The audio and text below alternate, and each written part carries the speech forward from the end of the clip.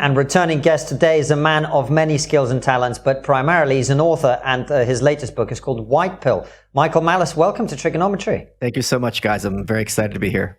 It's great to have you back on the show, man. You've written this book attempting to get people to think more positively about their own lives by highlighting all the horrible shit that happened in the 20th century, particularly in the country from which you and I both come. What was your thinking behind doing that?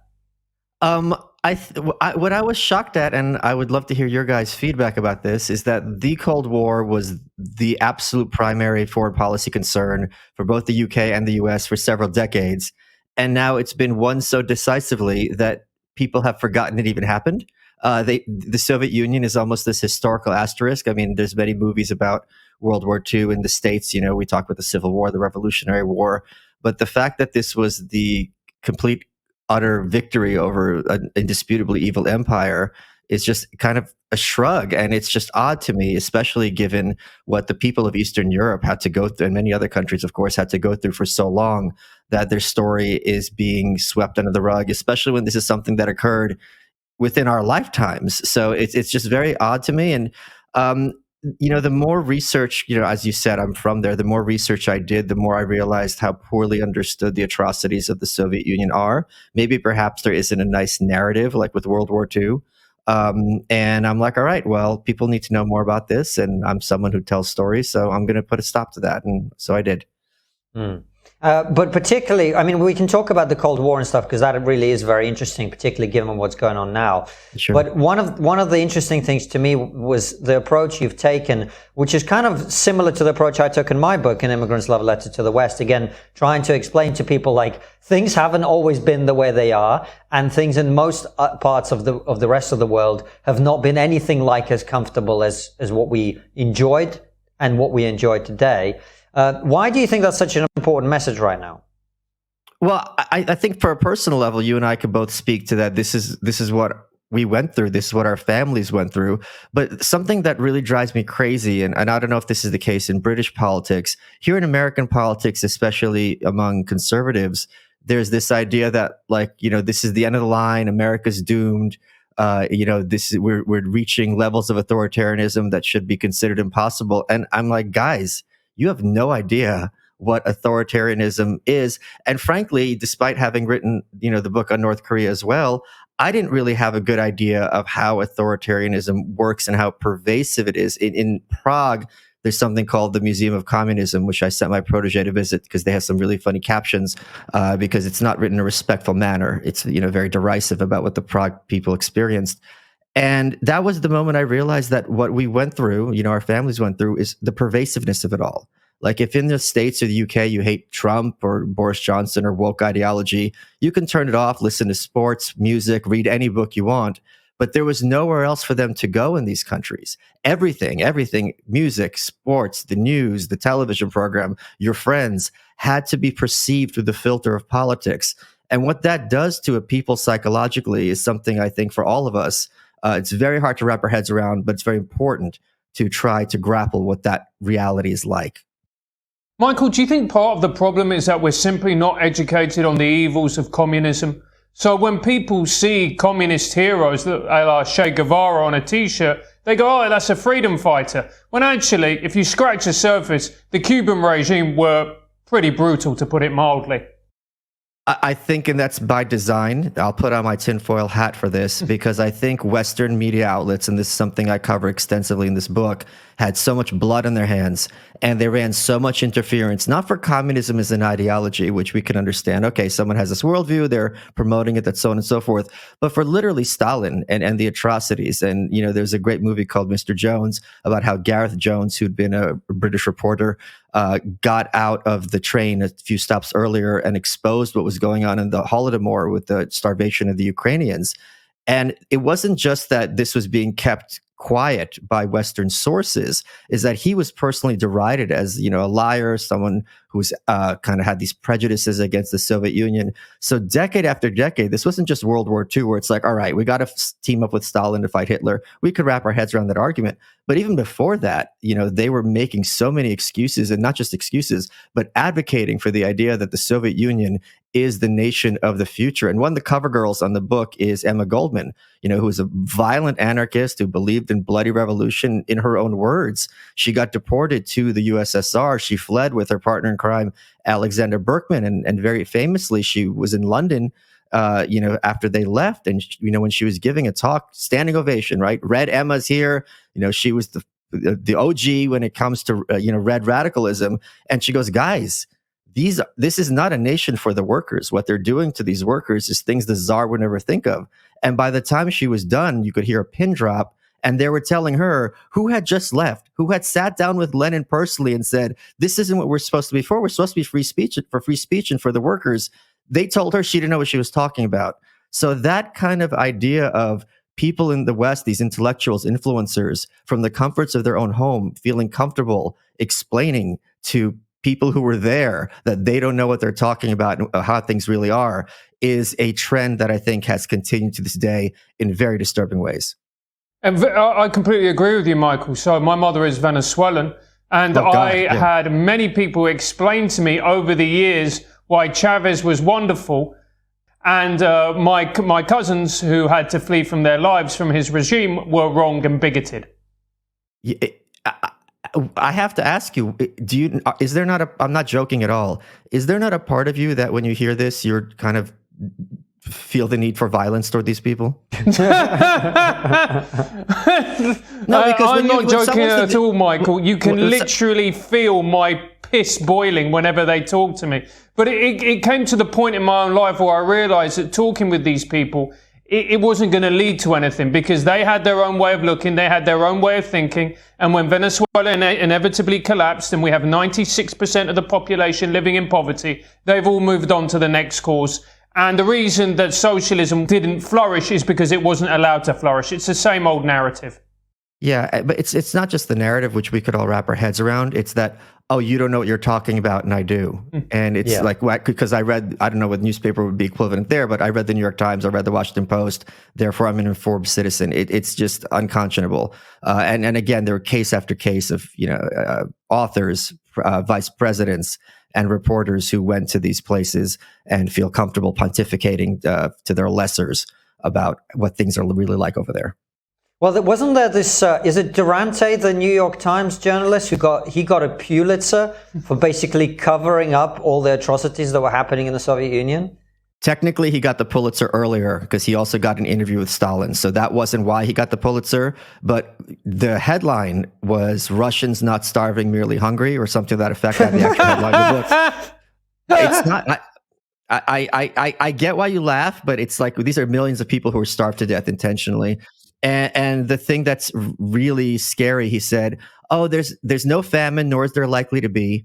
And then he says, the Russians are merely tightening their belts. Well, you know why you tighten your belt? Because you don't have food.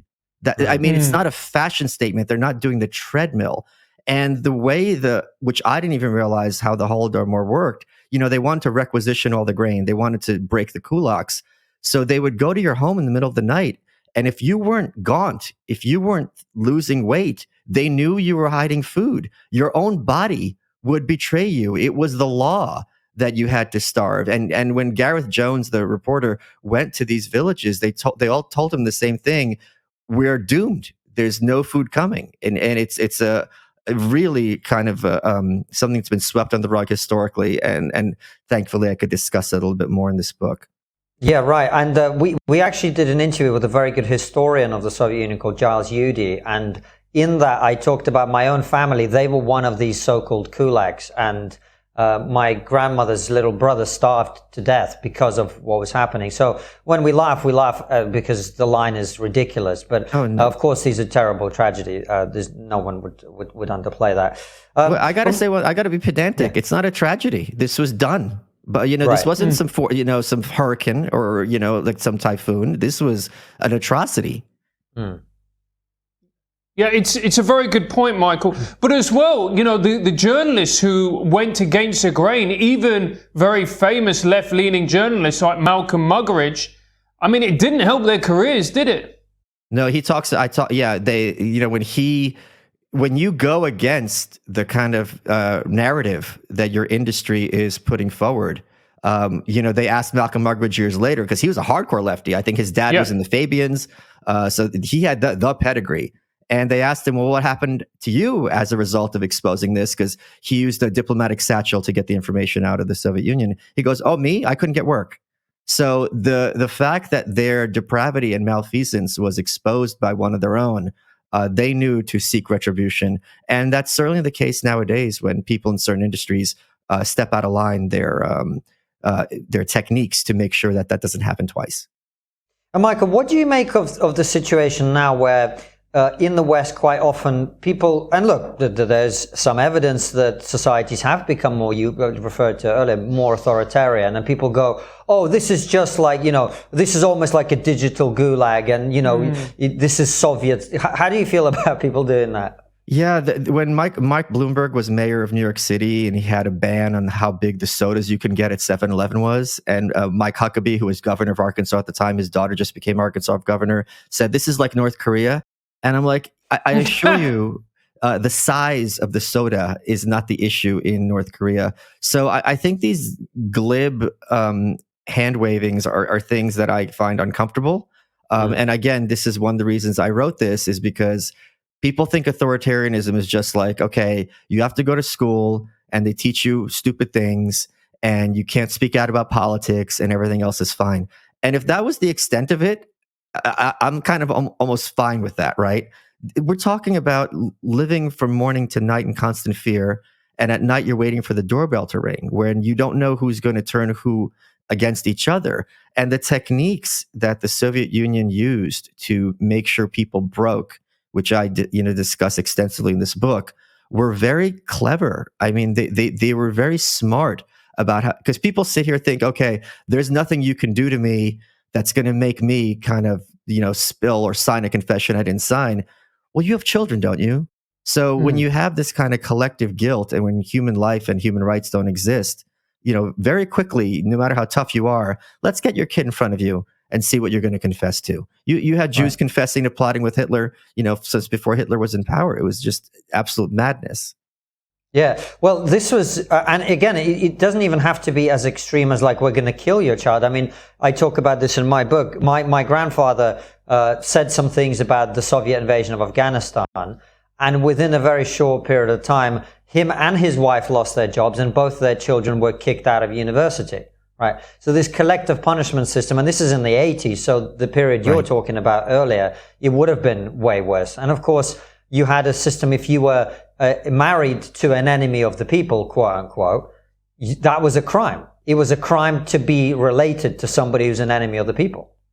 It gets much worse than that, because here's what happens. You're arrested, Konstantin, right? Then your wife is arrested for being an enemy of the people. What's she going to do? She can't really plead innocent. But right away, your kids are now orphans overnight. Now, the thing is, what happens to these kids? This happened to Gorbachev when he was a kid, because one of his grandfathers was arrested, and in his words, his house became a plague house. Now, none of the other kids are going to play with that kid.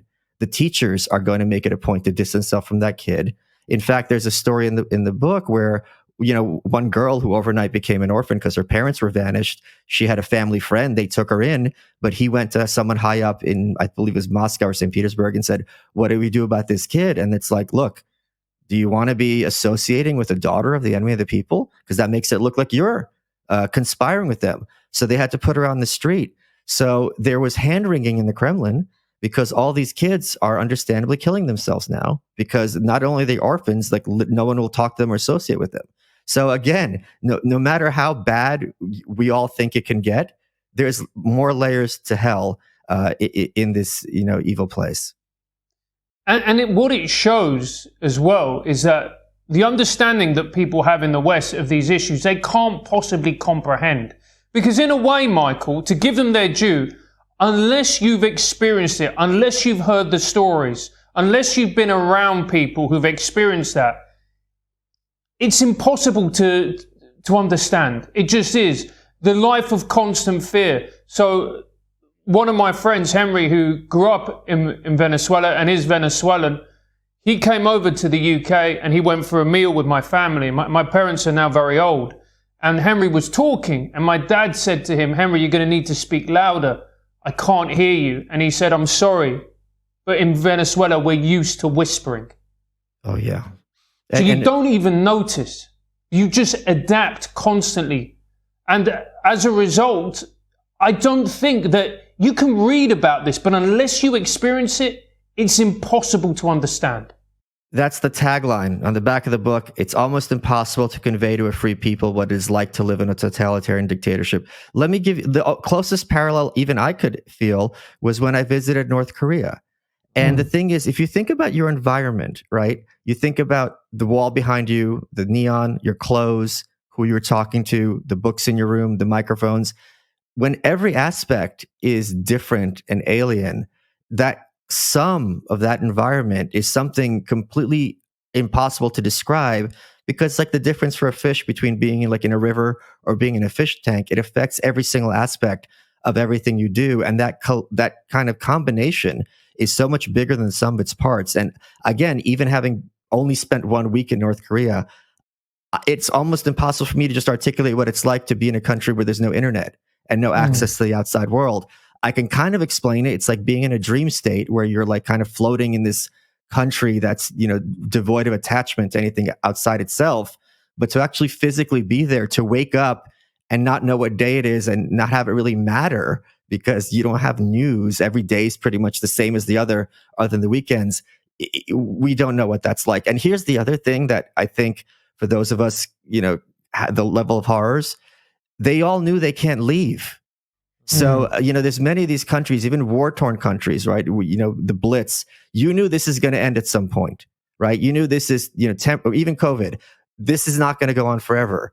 They were told from birth, this is your reality and there's nowhere else to go. And don't you even think about trying to get out of here, because if you do, someone is going to turn you in and your family.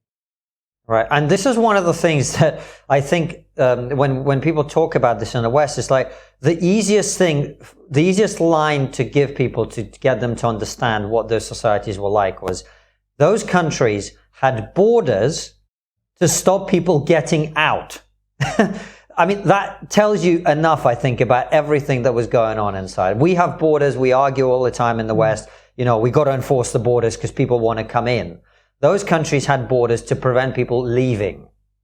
And also, I talk extensively about the Berlin Wall in this book because this fell during my lifetime, and I didn't really appreciate why this was such a big deal and what a kind of monument to obscenity the Berlin Wall was. The idea of encasing. There's this great line from a historian in the book where I go, it's kind of deranged. It's the only prison on earth where the people who are imprisoned are the ones who are free, because they encased West Berlin entirely. But they called it, the official term, the East German term, was the anti-fascist rampart. And it worked great. Not one fascist even tried so much as to get into East Berlin. But it's not just that you couldn't leave. They would also lie. It's like you wouldn't want to leave because on the far side of the Iron Curtain, the Klan runs everything and people are homeless and they're starving. We have it so great here.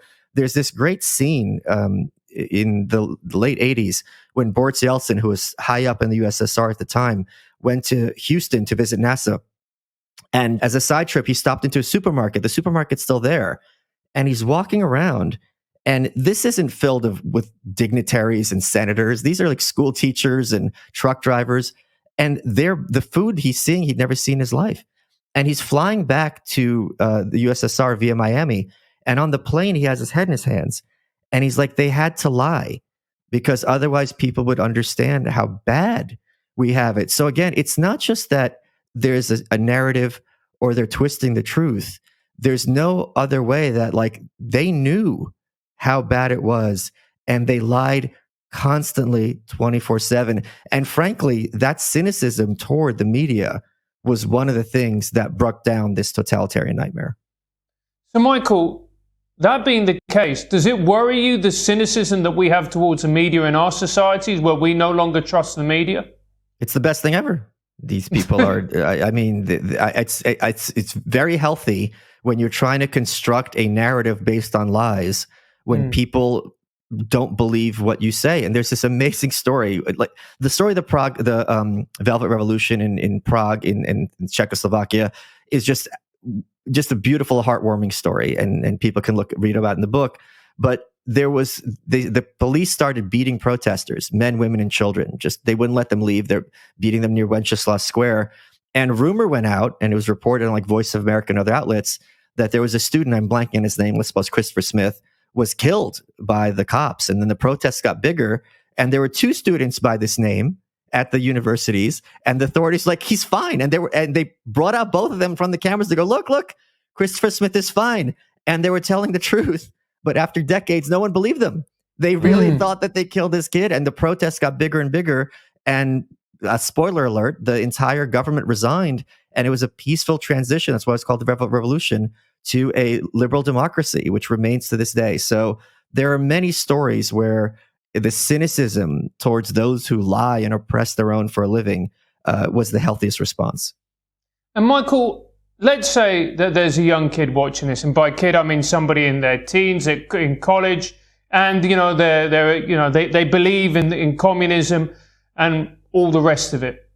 What would you say to this kid who may be listening and may be open to being persuaded? Don't believe your teachers. This is where the poisoning starts, the universities. And I would tell them this is one of the reasons I wrote this book. It's to explain what this was like, what this really means in practice. And, there's this argument you guys are very familiar with, I'm sure, that this wasn't real communism. Real communism hasn't been tried. It's like Lenin and Trotsky were true believers. They were the kind of evangelists. They were the prophets that, all right, we're going to not put anything, get anything in our way. We're not going to be weak. We're not going to be middling. This is our chance to kind of do full bore communism. And they succeeded. And what this book demonstrates and history demonstrates is what that actually means in practice. And again, it's not, you don't take my word for it or some conservative. It was Emma Goldman and Alexander Berkman, who were hardcore violent revolutionaries who saw it firsthand, and they were the ones who kind of warned about it in the West to completely deaf ears. Hey KK, do you believe in spring cleaning? Yes, but only when my wife does it. In Russia, men who clean are executed for not being real men, which is correct. Well, for those men who are living in the 21st century, Manscaped has an incredible offer for you. Manscaped are the global leaders in men's below-the-waist grooming and have forever changed the grooming game with their amazing Performance Package 4.0. Inside this care bundle, you'll find their Lawnmower 4.0, trimmer, Weed Whacker ear and nose hair trimmer, crop preserver, ball deodorant, crop reviver toner, performance boxer brief, and a travel bag to hold your goodies. This elite trimmer is designed to trim hair on loose skin. Although your huevos might look like a couple of Boris Johnsons, treat them with respect and benefit from their proprietary skin-safe technology. Complete your grooming game this spring with the new refined cologne signature scent by Manscaped. This stuff is legit and will have you smelling like royalty. The good kind, not Prince Andrew. Get 20% off and free shipping with the code TRIGGER20 at manscaped.com. That's 20% off and free shipping with the code TRIGGER20 at manscaped.com. It's time to throw out all your old hygiene habits and upgrade your life. And Michael, that's one of the reasons I'm excited about your book being out, because I see kind of in our space, whatever that space is, a lot of people have spent a lot of time focusing on what's gone wrong. Postmodern neo-Marxism or whatever it is, people go, okay, this has happened, this is what's going wrong, this is what's going bad, this is what's not working. And like you said, it does lead a lot of people into a kind of dooms space in which they feel, America's over, Britain's over, the West is tired, we must embrace our new Russian overlords or whatever is the ending of that process. And that has caused, I think now, in me and in lots of other people now, I feel, a search for a positive vision of the future. People are starting to think about, okay, we've identified what the problems are with wokeness. We've identified what the problems are with the two mainstream parties and the establishment, etc. The media are clearly lying to us a lot of the time, etc. Right? And your book is good. As we say in Russian, все познается в сравнении. Everything is understood in comparison. So the comparison is useful. Now what? Well, I'm glad I can speak to you guys about this specifically as opposed to Americans, because the British had this before 1979. The British Empire went from the sun never sets in the British Empire because it spanned the globe to not having electricity. They had like 4 hours a day of electricity. The garbage in Leicester Square was 2 meters tall. It was a given that the best days of Great Britain were behind her, and that the country is kind of a historical joke at this point, right? It was called the sick man of Europe, yeah. Right. And someone who is very controversial in your country, namely Margaret Thatcher, said, I can't bear the idea of Britain in decline. Now, she's a very controversial figure, but you can't dispute that Great Britain in 2023 is in a far better place than Great Britain was in 1979. And the idea that Great Britain is kind of a joke and over, I don't think is something people say with any kind of credence anymore. So this is an example in your country in not that long ago where people were saying the same thing, and with far more reason. There seemed to be no mechanism to turn the ship around. It's got to be managed decline. We had our run, pip old chap, and now it's just kind of we're slowly drifting toward the grave, and that ship got turned. So that's one example. But the other example is, again, why do people ascribe the villains of the day to be omnipotent and omniscient?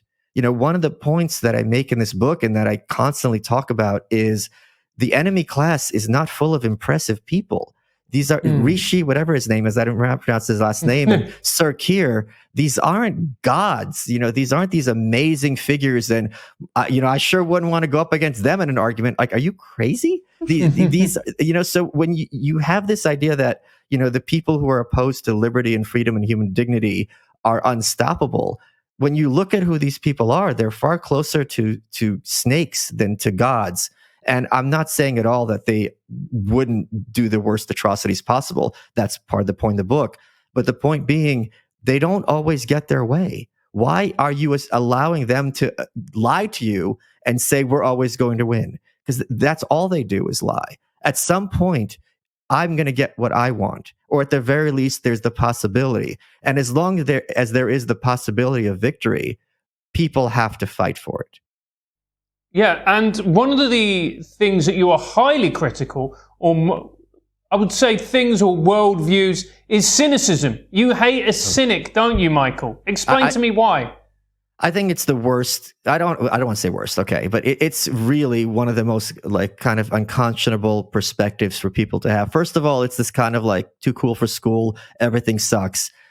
It's true. 90% of movies suck, 90% of comedians suck, 90% of books suck, possibly including my own.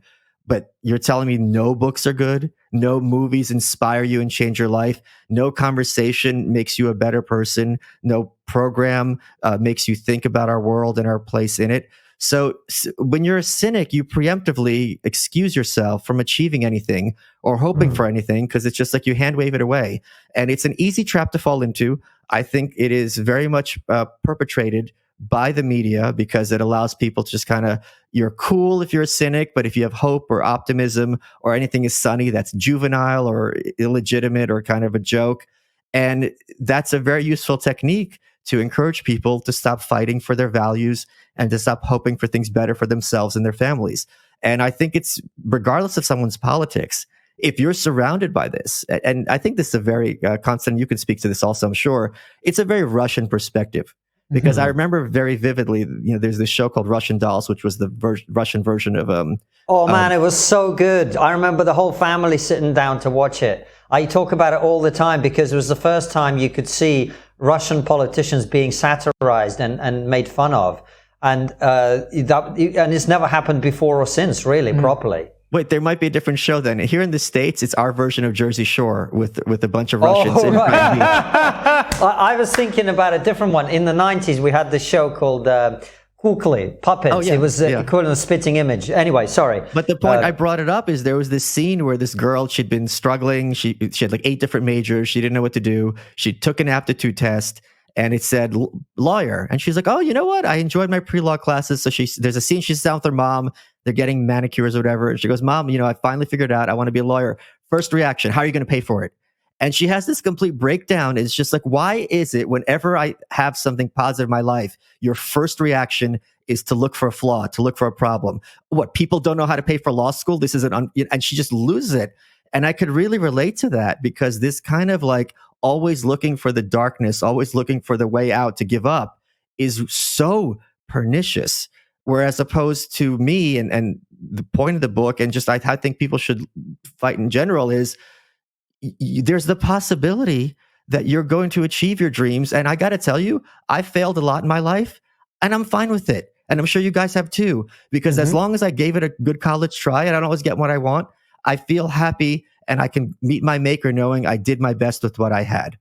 Yeah, well, this is such an important point. And I think one of the reasons that these cynical narratives are so pernicious and so common is, I don't know, have you ever heard of this experiment where like they put a rat in a cage with an electrified floor, and it gives the rat an electric shock with a certain regularity. And what they found was, if you put a button in the cage that the rat can turn off the electric shock, the rat will carry on, trying to stop the electric shocks. But if there is no button and they can't control its environment, then the rat just lies down and takes it, basically. And I think a lot of these responses that people are tempted to go into, they're a feeling of a lack of control. Yeah. They're a feeling like there is these, and both left and right have a version of it. To the left, it's systemic whatever, it's structures of oppression, it's the patriarchy, it's whatever. And to the sort of more anti-woke right, there's Davos and Klaus Schwab is personally, taking over their life or whatever it is. And it's a way of basically saying, I don't control anything. I can have no impact. I'm just going to sit here and be resigned and cynical. Yeah, I was on some conservative podcast, and they were talking about how Joe Biden is putting the last nail in the coffin in America. I'm like, we're one nail away from America being destroyed. What does that even mean, destroyed, right? And it's just, and if your perspective is that the Biden administration in 2 years and 51 Democratic senators can destroy America, well, it's a wrap. And get out of this country because you hate America. Because to me, it's just absurd that, a country as prosperous as we are, which certainly has problems. Let me not sweep those under the rug. But to say that we're 2 years away from absolute destruction, to me is absolutely crazy, to the point of being dishonest. And it's also, these narratives are highly addictive. We all know, and we're not going to mention any names, certain channels that feed and fuel a doomsday narrative, they get millions of views. And a lot of the time, do that, mate. Yeah, I know. Everything's shit. Wait, I should change the book title. Like, we're doing Look how shit things can get, and it's coming to America right now. Yeah, exactly. Get your copy. But they put out the same narrative again and again. There doesn't seem to be very little variety in the output. You look at it, and even a cursory glance will make it. Well, once you analyze it, you realize that a lot of these arguments don't have a lot of merit, yet people tune in. They love it, don't they? Oh, and then you could have, and the thing is, then they can say that they're being rational, because they could open up any newspaper and find bad news and be like, look, I'm not being irrational. The newspaper validates my perspective. So it does become a self-fulfilling cycle. I think COVID certainly allowed people who are, neurotic or anxious or depressed now to externalize their neurosis, because now it's not calling from inside the house. It's the whole country or the whole world that's experiencing this. And how can you expect me to have any hope or vision of happiness? So I think it's a very useful technique if you want to conquer a people or a peoples, to convince them that their victory over you is impossible. And then you don't have to fight, because they could just go home, shrug their shoulders, and be like, all right, I can't win. I have no hope. The people I'm against are too powerful, or have been around too long, or control too many institutions. And I'm just going to kind of, watch sitcoms, have a pint, and that's the end of that. And I think it's a very smart move on their part. But I really hope that the people listening to this don't fall into that trap. And you don't have to be this, Braveheart freedom fighter, but you can certainly be a better person tomorrow than you are today. We all have that power within us. Not everyone is going to be Joe Rogan, but we could still be successful podcasters, as an example. So when people put it in that perspective, you have that kind of motivation to, do something about the values that you hold. And also, not all of those actions have to be public actions. I think, when you not everyone's Joe Rogan, and you could be a successful podcaster, but you could also just have kids and raise them well, or you could make a difference in the job that you do, whatever that job is. And that in itself will not only make the world better, it actually is going to make your life a hell of a lot better versus sitting there and listening to yet another 3-hour conversation about how civil war is coming. You know what I mean? And it's also, here's the other thing with cynicism. It's very important for cynics to make sure everyone around them is cynical. It's almost like a zombie apocalypse, because as soon as you have one example that disproves your narrative that everything sucks and we're doomed, your entire hypothesis falls apart. So psychologically, it is necessary for them, when they are surrounded by people who are, if not thriving, at least going in that direction, to pull the rug out from under them, because otherwise they're going to have to do some dark looking in the mirror, and they're not going to like what they find. So I very much caution people, if you're surrounded by this kind of negativity in your life, especially in casual friends, make sure that this person is more of a benefit than a cost to you, because it really is very pernicious and sinister. Michael, do you think part of the problem as well is that people just buy into systems and paradigms way too much? So whatever the system may be, like the college system, they believe that you go to college, you get your college degree, and that your life when you leave will be sorted. And well, life doesn't work like that. Life doesn't happen like that. Just because you get a college degree doesn't mean you're going to get a great job, whatever school you go to. Do you think that's part of the problem as well? Yes, and I think it's by design, and I think it starts in school. Because the whole point of school is to make people as homogenous as possible, to break young spirits. You don't want little boys running around. You want them asking too many questions. You want to everyone's learning at the same rate as everybody else. Everyone is told that we all kind of basically think the same. These are things that are completely untrue. And there's this winnowing effect where if you're kind of challenging the narrative that the teacher at the front of the room, who's more often than not, apologies to your audience if they get offended at this, a mediocre person, you are really kind of taught a very bad lesson very early on. And I think this is intentional, because I think schools, I'm pretty sure it's even worse in the UK than the United States, are there to design to teach kids not to think critically and not to challenge basic assumptions. You can only challenge within a context that is presented as the equivalent of setting kids up for the Overton window. And I think it's very hard at a young age to kind of break out of that and not kind of be under that thumb. But it's something I think that's very, very necessary, and that I personally had to do myself as well. Michael, moving on. Well, hold on a second. Are you not going to tell him you're a former teacher? Yeah, I am. You do the 10 times in every other episode. He slags off teachers, you say nothing. No, come on, stand up for yourself. He agrees with me. I'll back you up. Come on. No, I do agree. I actually agree with you, Michael. So in the UK, what education has in fact become, it's not. I would even say it's worse than that, because education has actually become. Every school is now a factory for data harvesting.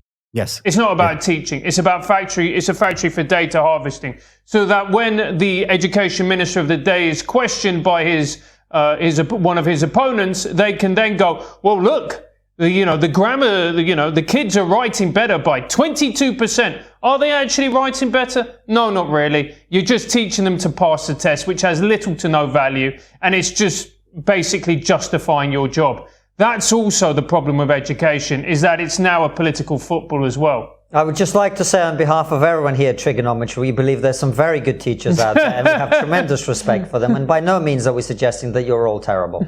I didn't say all. You just meant most. But it's not a game of Russian roulette I'd want to play. Do you have a website, or do you plan to have a website? Because if you do, then EasyDNS is the company for you. EasyDNS is the perfect domain name registrar provider and web host for you.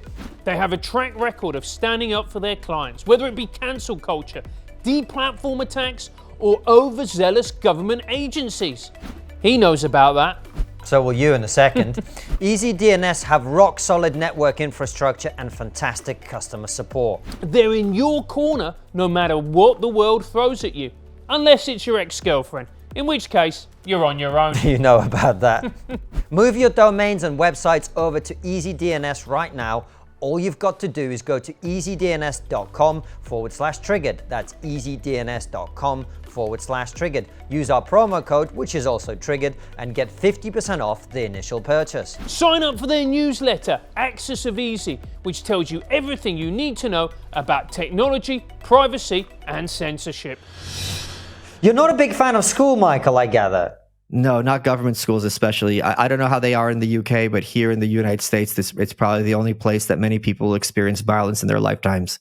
And this is kind of this idea that, first of all, everyone learning at the same rate as everyone else is nonsensical.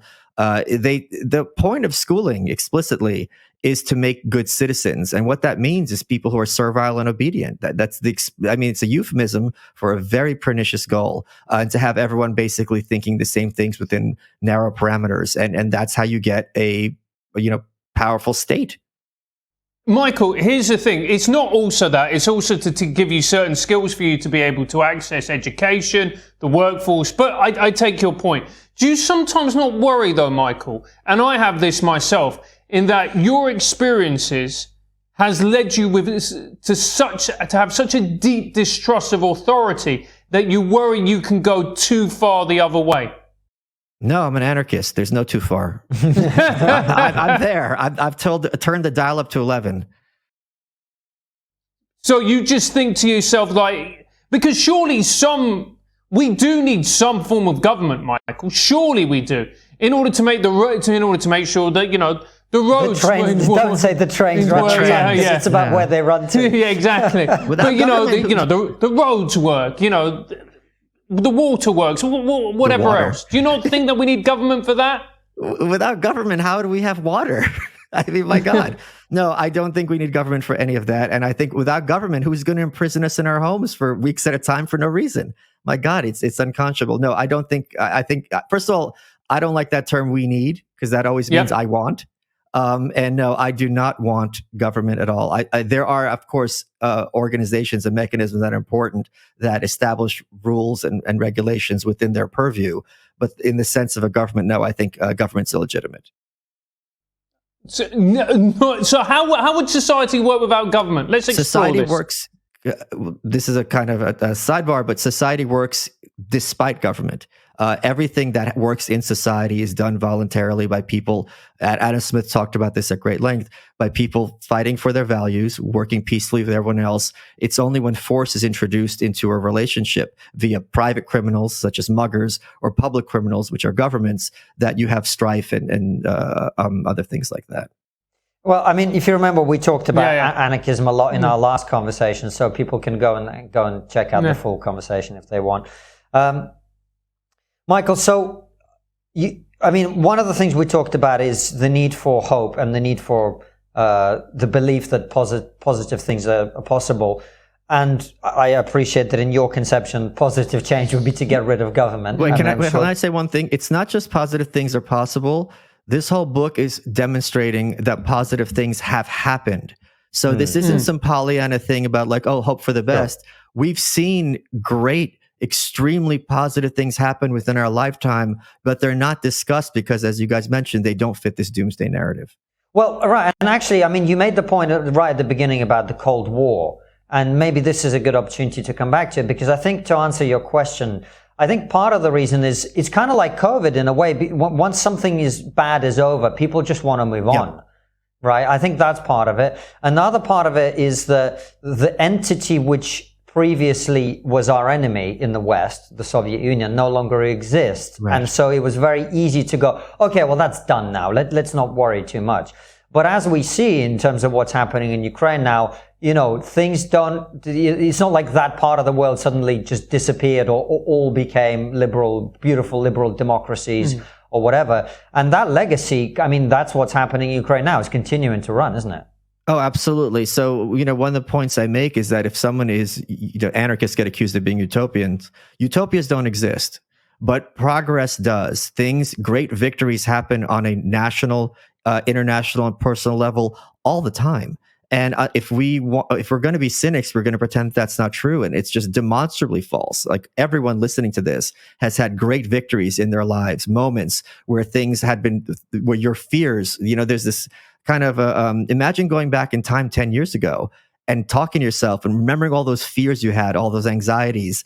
Many of them never ended up happening, and some of them did. And you know what? You were able to handle them. You were strong enough. So I think that kind of is very important to have in mind, to realize. But the other thing is, I think we underestimate how much the media and the academia love war, love bloodshed, because the Cold War and the fall of the Soviet Union was very largely a peaceful one. You don't have this triumphalism that we stormed Normandy and all these boys lost their lives. And of course, I'm not, kind of dismissing what their accomplishments was and those enormous sacrifices, to be fair. But that story is much more kind of easy to tell in terms of heroism than a bunch of people got together, looked around and said, this is not right. And we're going to do something about it. And we're going to dismantle, sometimes against our own will, this enormous edifice that has been built up over the decades. What about Rocky IV?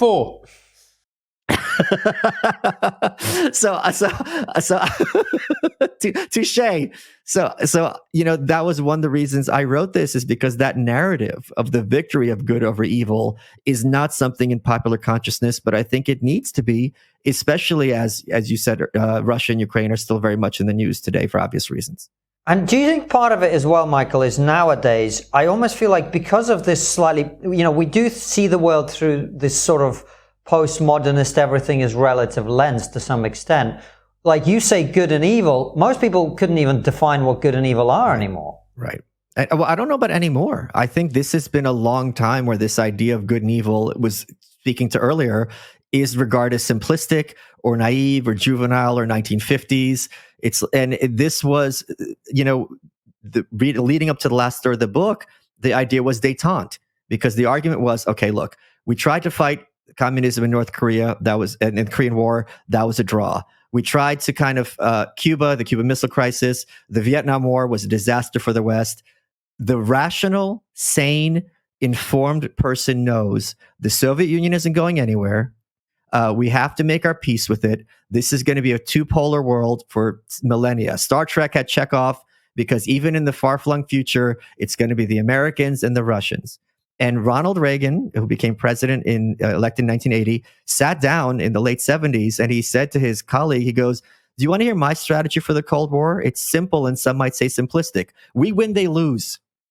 And, for him and Margaret Thatcher with the Home Office, the Foreign Office, when she was dealing with Gorbachev, they told her these changes are cosmetic.